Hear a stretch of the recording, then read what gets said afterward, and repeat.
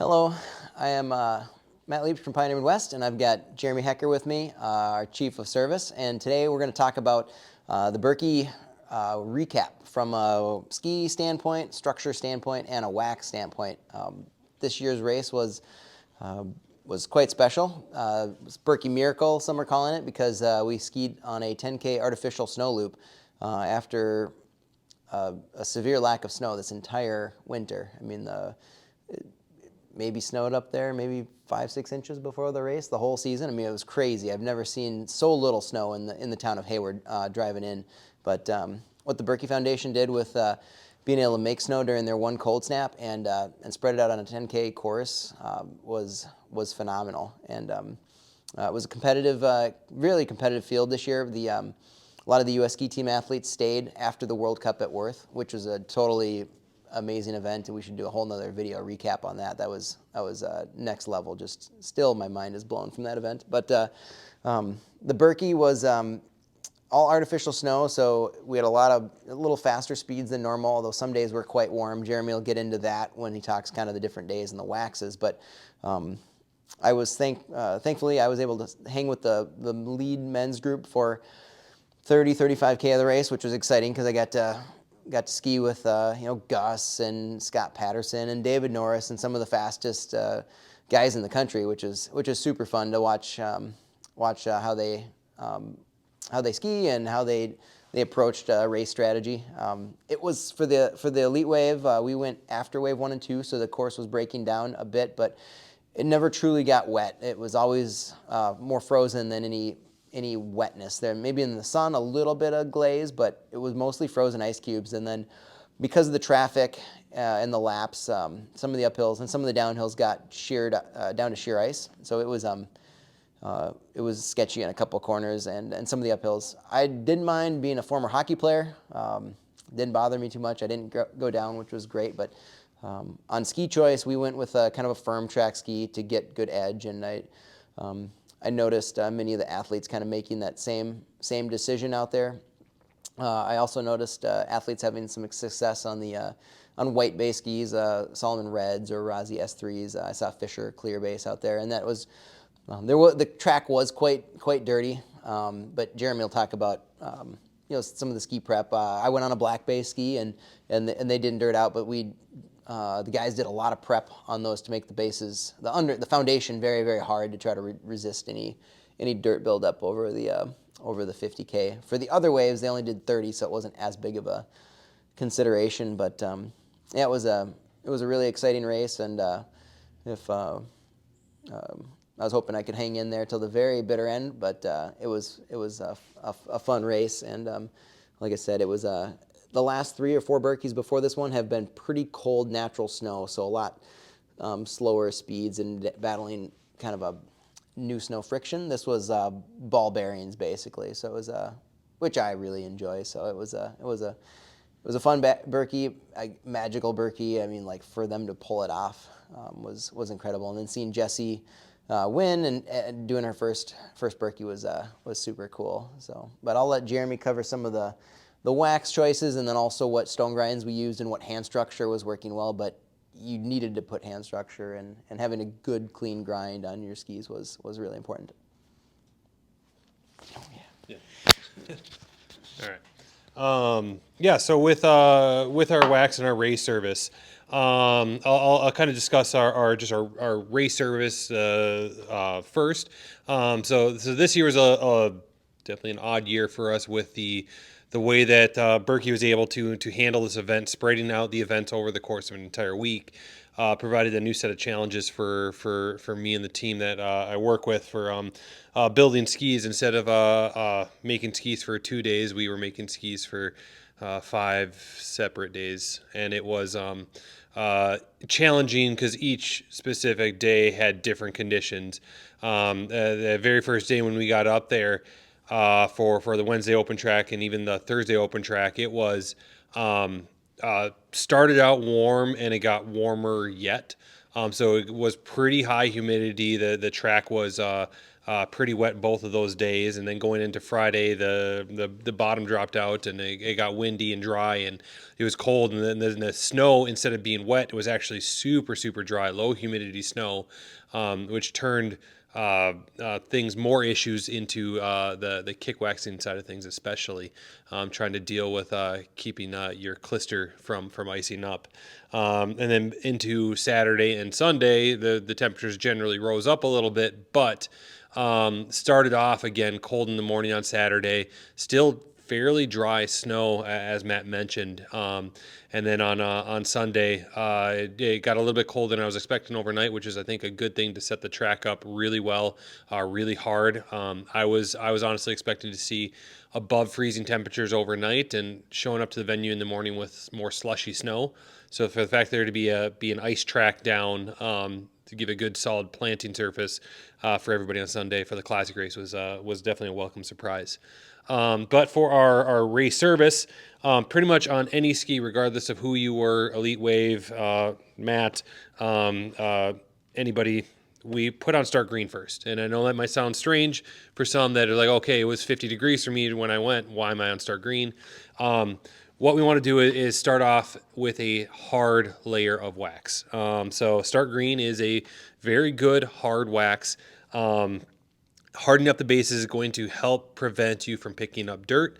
It will also help put anything you put on top of that is going to be more durable because of it. There are other products out there that work the same way. Looking at Swix Marathon, and then this new product from Rex, NFX Sisu 00 White. So those were some products that we tested throughout the week, and it was actually the first time this year that Marathon ran well for us. In years past, we've had cold years, and Swix Marathon has been a great wax for us. This year, I think this is literally the first time this season that during tests it actually tested well. So that was a step in our race service process for the Elite Wave, where we were able to hold off a little bit longer than normal because of the 11 a.m. start or the 10:30 a.m. start. We could adjust our Elite service to a different standard than what we normally do. So with that, for our regular race service, we did the start green, and then we put on Rex NF21, and this is a wax that we have been using for a little bit over a year now, testing a lot last season. And what we found with this wax, it works exceptionally well in the below freezing categories on older, crusty man-made snow, but it still works amazingly well in warmer, slushy snow. So for a wax that we knew what the snow was going to be like, it was either going to be dirty, cold snow or dirty, warm snow.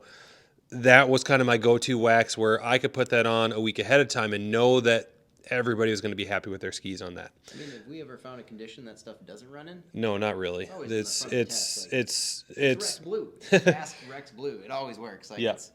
It's like zero liability. Yeah, so And it's just awesome. So it's never been at the bottom of a test. It doesn't always win, but it's never bad, and that's what I want to do for race services. Make sure we're not making bad skis. Put them all over the plate.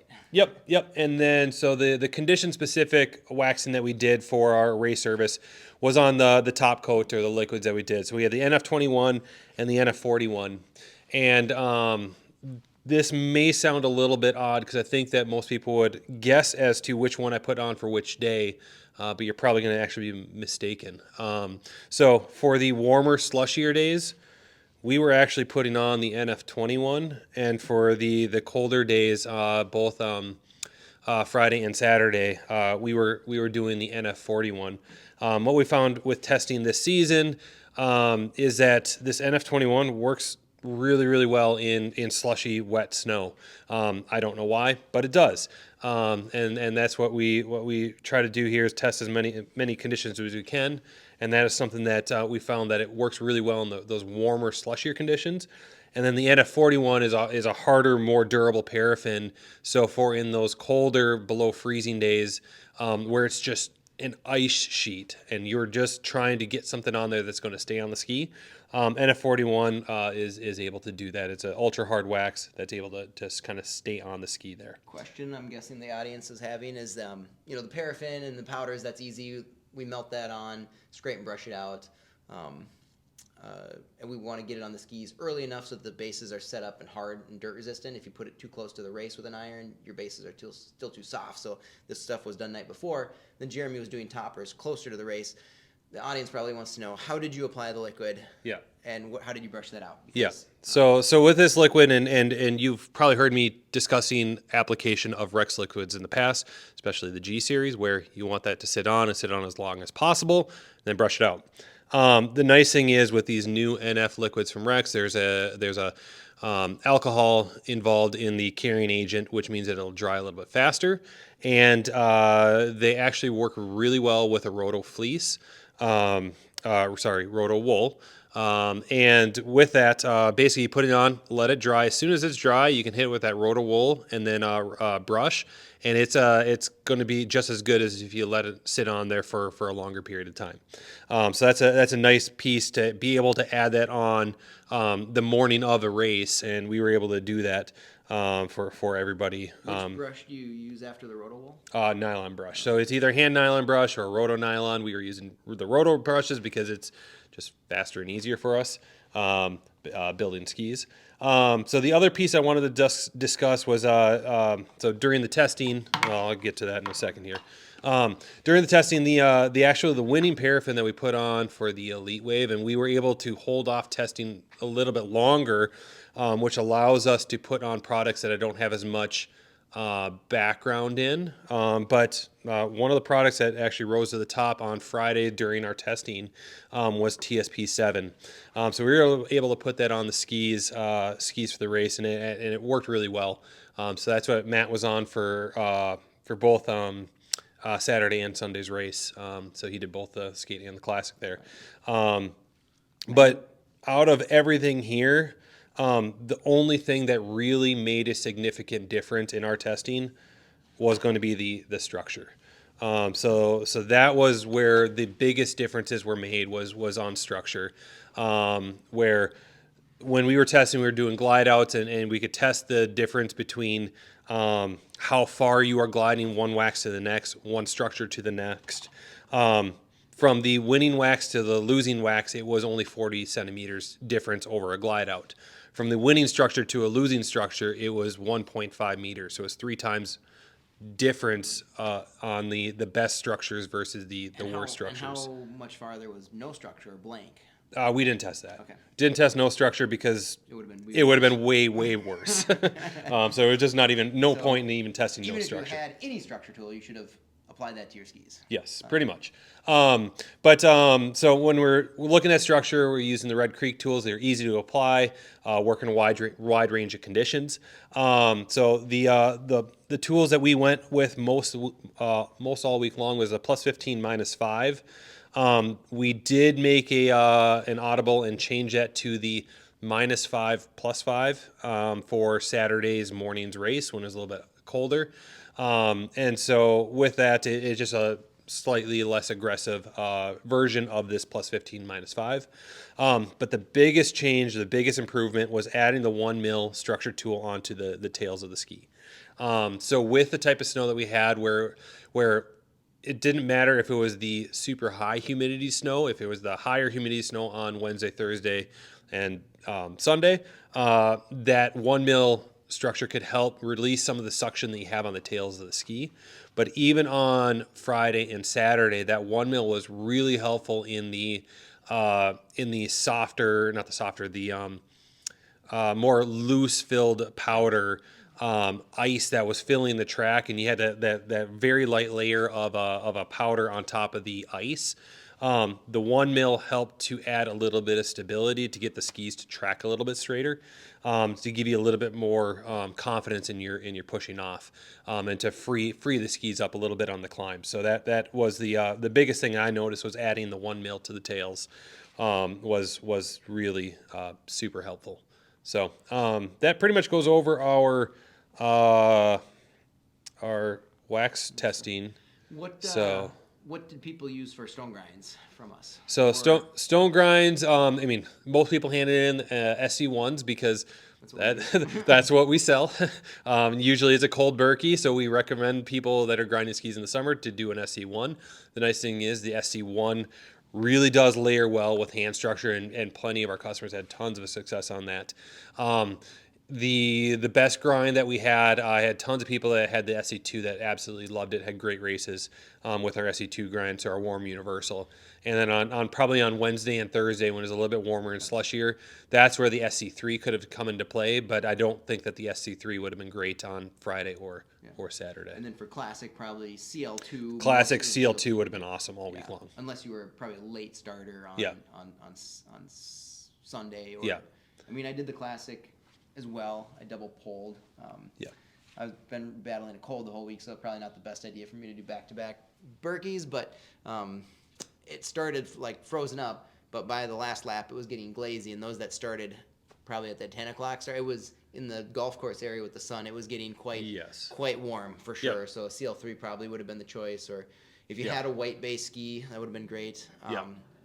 I had some customers complain about their skins that they were using earlier in the week, and not because the skins weren't working, but I think what was happening is you had to treat the skins extraordinarily well, because everybody with classic skis that were too soft, which is probably half the classic skiers in the field, putting their own clister on, that was getting ripped off. So that track was just full of clister sitting in the track, and the skins kick and glide great when they're dry and clean. Well, you're kind of like the Zamboni with your skin. So you were skiing over all that clister that you can't really see on the track, but it's there. And so I noticed, because I worked at the shop all the way through Friday, late afternoon, and some people brought their skis in and that they used at the open track on Thursday or Wednesday, and you could just see the skins kind of matted down with clister. And so once that clister just mushes into that skin, you unfortunately, you don't have good glide and you don't have good kick. So you lose both. And so that was a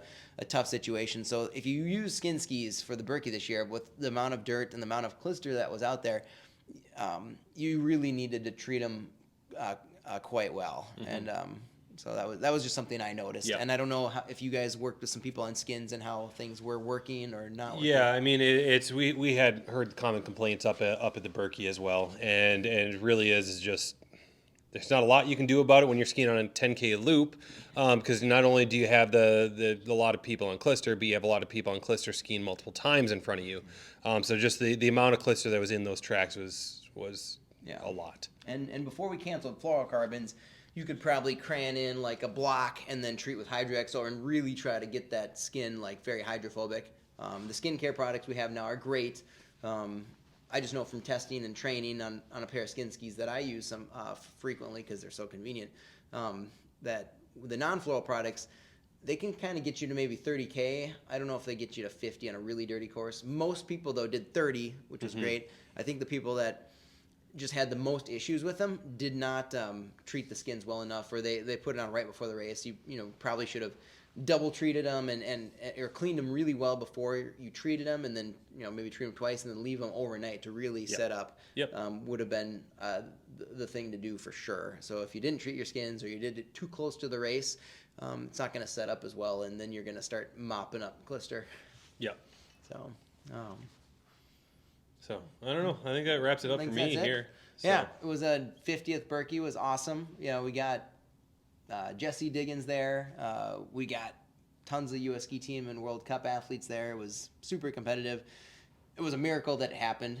Kudos to the Birkie Foundation for all their hard work. Like, that was amazing. It was just even like 3-4 years ago, that would have never happened. So I mean, that was the biggest thing that when I was able to do one lap out there on Saturday morning. I was able to do a full lap of the course, did some durability testing with some of these products here. And the entire time I was just blown away by what the Birkie was able to do to make that race happen.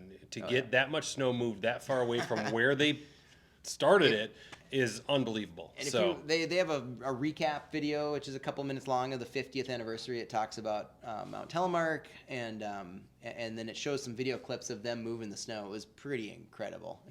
And the crowds were big on Saturday. I mean, it was crazy. Like, World Cup crowds. Yeah, it was World Cup level crowds, which it felt like I didn't get to race the World Cups the week before, but this was my World Cup essentially, and it was awesome. And I know a lot of people mentioned that too, so it was cool. But thanks for entrusting us with your skis and grinds and wax, and we're gonna keep trying to do the best job that we can, and keep living the Birkie fever. So hope everyone has a good rest of the winter.